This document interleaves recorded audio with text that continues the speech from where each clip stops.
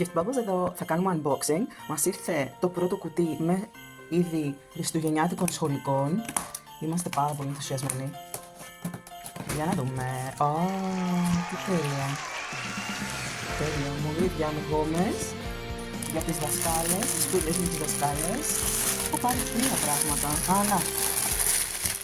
Στυλό. Φανταστικά. Και έχω πάρει και γόμες.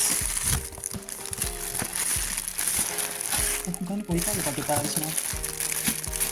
Πρέπει να το μετρήσω. Φυσικά να δω αν είναι σωστά. Τι είναι γόμες. Ανάπες.